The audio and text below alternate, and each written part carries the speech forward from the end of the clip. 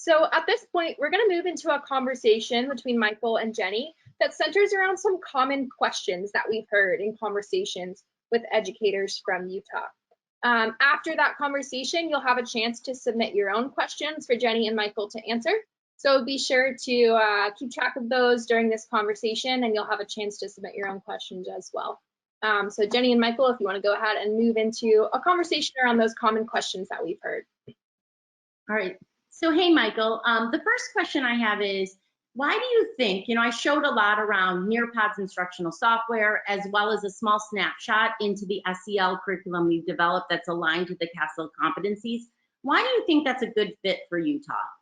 Well, like you said, first of all, the alignment to the CASEL framework is crucial. It gives us a common language, a consistent vocabulary, K through 12. And to answer your question most simply, I think it's good for Utah for the same reason that it's good for all educators everywhere. It is an age-old strategy.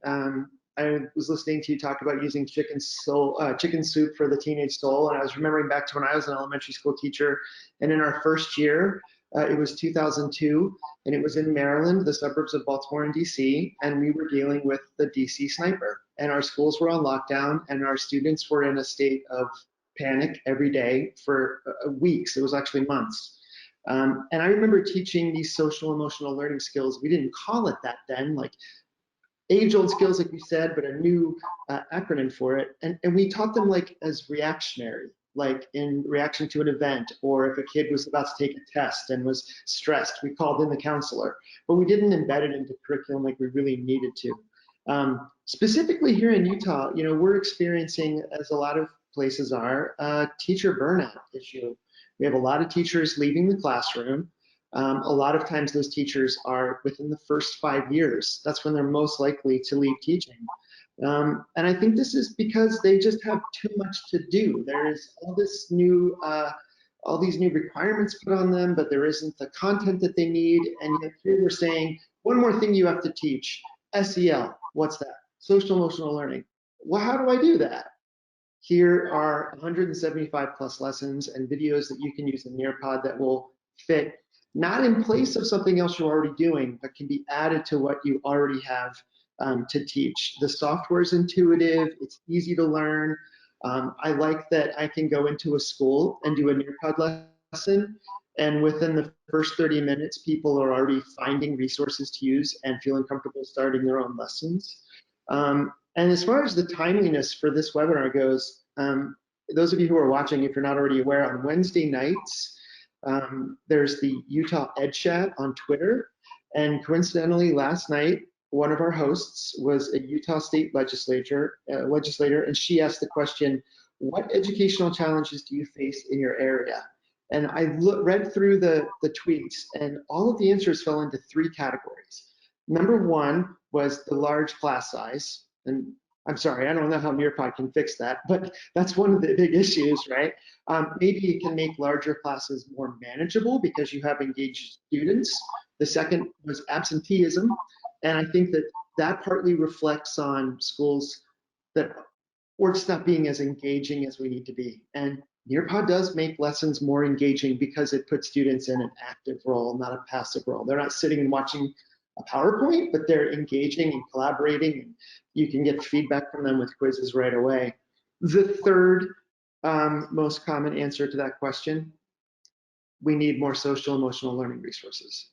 So I think that's why this sets up perfectly for what we're doing in Utah and what we need. Awesome, thank you. And I've heard a lot about this from districts in Utah as well as across the country. And when you think about number 1, teachers are overwhelmed.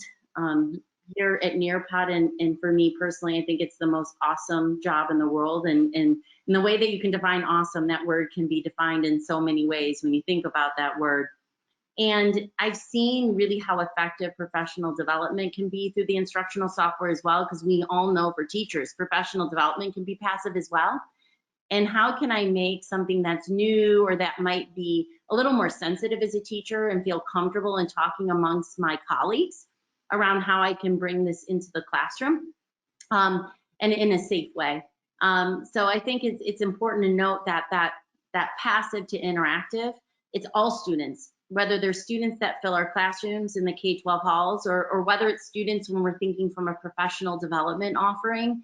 It's just a great way in order to make that energized and active.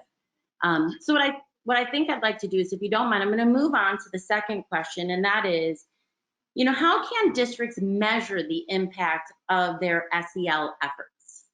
So there's a range of ways that districts can assess the impact with SEL integration. There's all these third-party survey tools out there, like there's Gallup, there's Child Trends, Core Districts SEL Survey, and DAP. But what districts can really do to include and really assess is to make this part of the report card.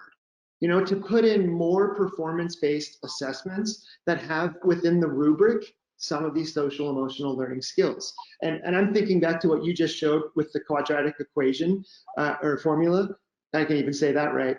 But I remember that when I was in high school math. And for me, learning that was a hurdle, right? It was like, if you can do this, then you can maybe go into engineering or something.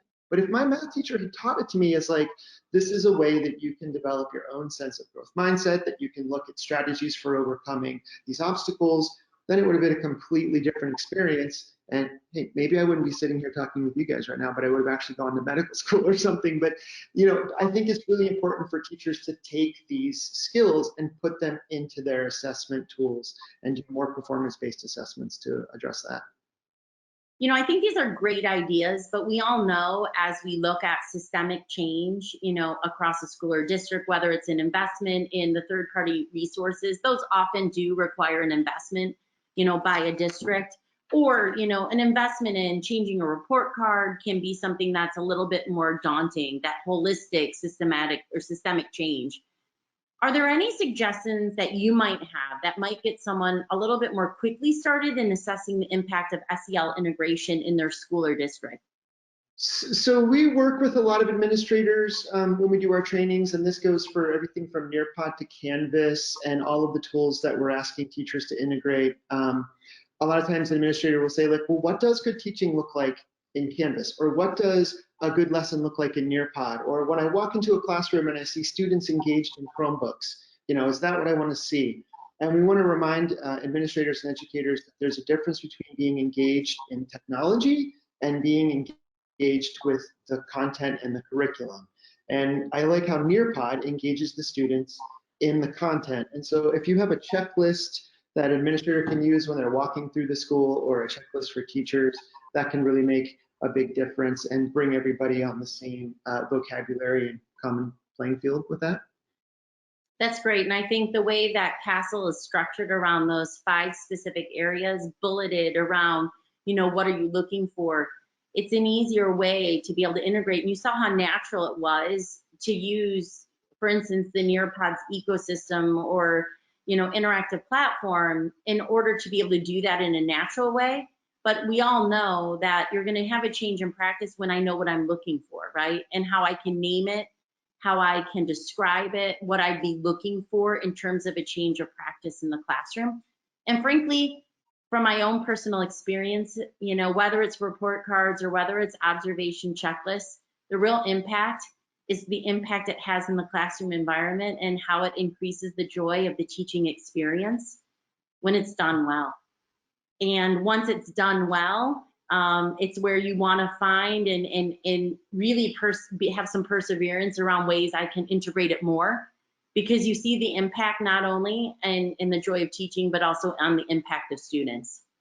So, yeah, and you talk about classroom management, and that brings us back to like the whole point of why SEL is so important with safe classrooms, because when students are in a classroom where they feel safe, when they are happy, classroom management, it happens much more naturally. And so I think that by being proactive with these CASEL framework, we can have a classroom that's easier to manage. And that kind of brings us back to the large class sizes, being able to manage a class with these skills. Absolutely. And the big question, I think, on the minds of a lot of schools and districts across the state is, how can I get started? This is newer.